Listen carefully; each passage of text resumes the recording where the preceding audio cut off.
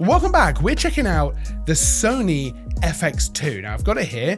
I've had it for a couple of days to kind of test this out, see what it can do, see where it kind of sits within the range. And I say all of that because it's an interesting one, right? It sits underneath the FX3, and on paper, for the price difference, the FX3 seems to me, or it did initially, like the obvious choice between the two.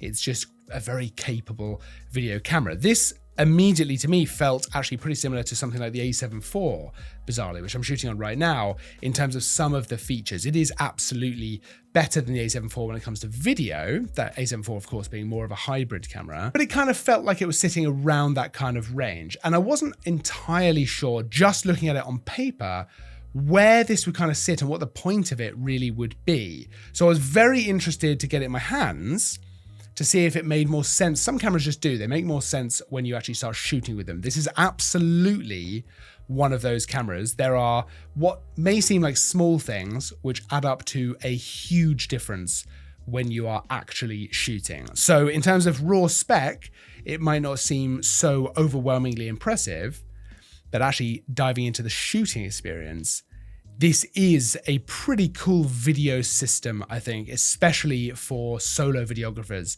I think you can get an awful lot out of it. The most obvious and immediate thing you'll notice with this camera is the tiltable EVF. Actually, having it on the camera like this, I found myself using this predominantly more than the screen. And I love a flip out screen for video, but I found myself gravitating to the tiltable EVF more often than not, because it is just a lovely, lovely way to shoot, actually. And it really helps to shut out the outside world, and you're just focusing in on the content that you are shooting. It really helps if there's a lot of light around you, it gets rid of distractions, and you are focused entirely on the framing of your shot. I actually found that handheld movement was a little bit easier as well with it pressed to my eye. That might partly be because I'm kind of stabilizing the camera a little bit with then 3 points of contact.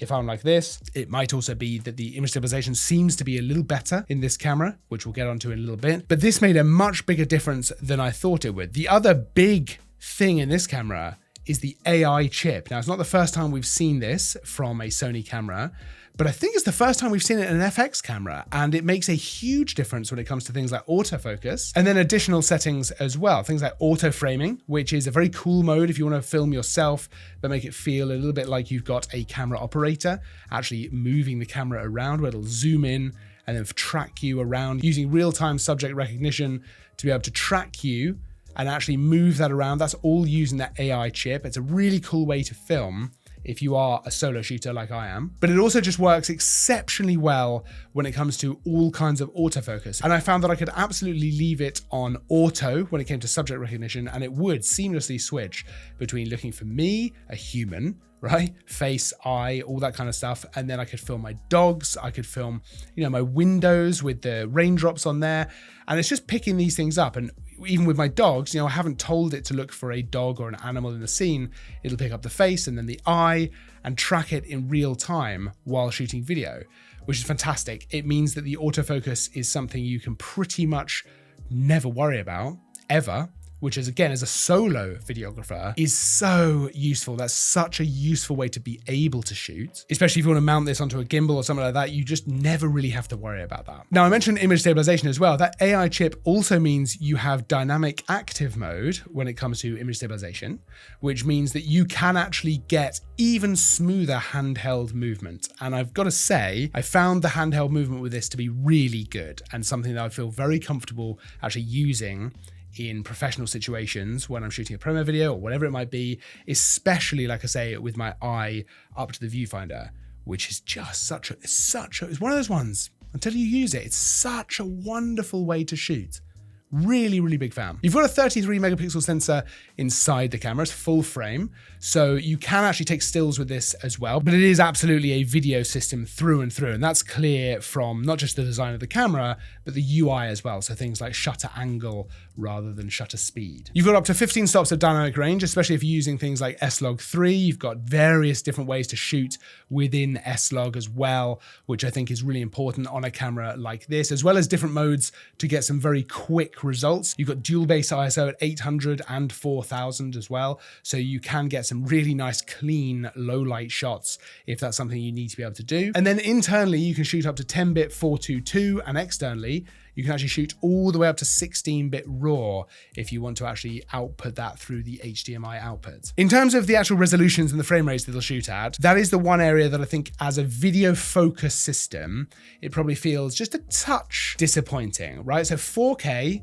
up to 30 frames a second, no problem. That's actually oversampled from 7K full frame.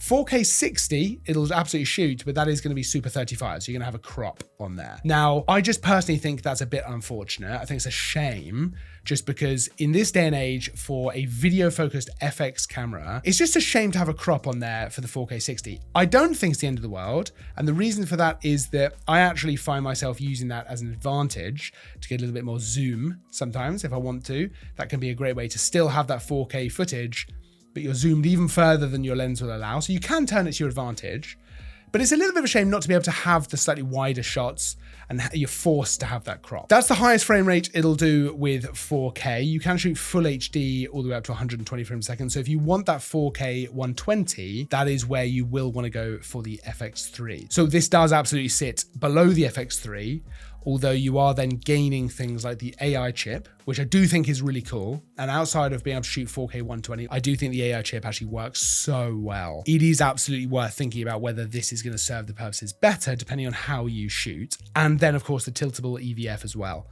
I think is a really, really good way of being able to shoot. You have got other things in here to get exactly the kind of footage you want, so variable FPS settings, for example. And of course, we've got S-Cinetone in the camera as well, which is a great way to be able to get very quick cinematic results and be able to basically take it straight out of camera. And a couple of other things which I think in the design make an awful lot of sense. We've got a cooling fan built in, which means that outside of actual power, you're going to get pretty much uninterrupted recording time. Now, I did ask Sony, what does that actually mean? Pretty much uninterrupted. It's about 12 hours.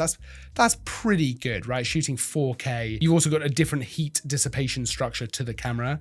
So it just is dealing with heat really, really well, which is, you know, exactly what you want to see when you have a camera like this, that yes, you might use out and about. Yes, you might take to locations and shoot promo videos for small businesses, stuff like that, but absolutely you might be using a studio where it is on for a very long time. And with that in mind, you've got things like Wi-Fi built into the camera, of course, Bluetooth. You can use wired LAN with an adapter. You've got USB-C, of course. You've got HDMI Type A, so a full-size HDMI port here as well, which will allow you to 4K 60 all the way up to 16-bit RAW. And really, if you're looking at this camera, you've probably already considered the FX3, and you might be considering which one is going to be right for you. And I think it's a really interesting question. I think on paper, it's very easy to get swept up with the FX3, which I do think offers a huge amount, right? When it comes to the versatility of how you want to shoot that 4K, the FX3 absolutely is the better camera. This is also a lower dual base ISO. The FX3 is 800 and 12,800, which means that realistically, it's going to be better for low light performance. So again,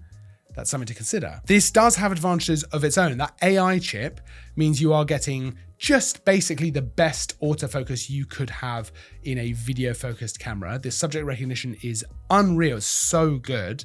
And it means you are really able to rely on that without ever really thinking about it. The autofocus is completely fine, the FX3 as well, but this is just top of the class, right? And as a solo shooter, that might be worth more than the 4K 120. It comes down to how often you shoot in that way. Also with the low light, how often are you actually shooting at ISO 12,800?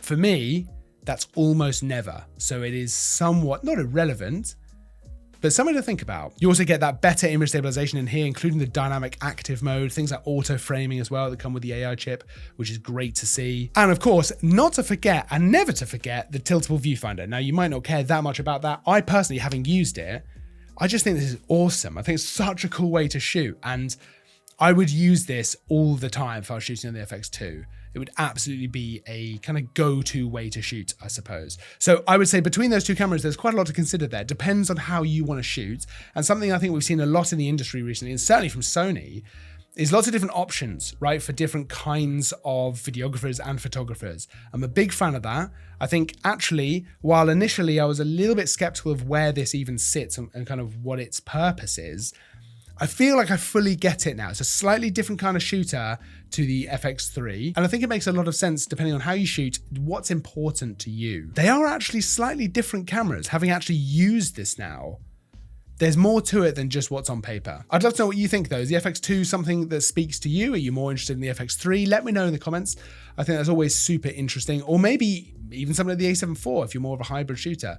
Is that something that appeals a little bit more? Let me know, because I think it's super interesting to know how people feel about this kind of thing. Of course, you can check out the FX2, everything you want to know about it, all of the different spec, the pricing, all that kind of stuff. There's a link to that over at parkcameras.com down in the description, so you can check that out for yourself. Don't forget to like, subscribe as well, because there's new content all the time. I will, of course, see you in the next video. Until then, as always, thanks for watching.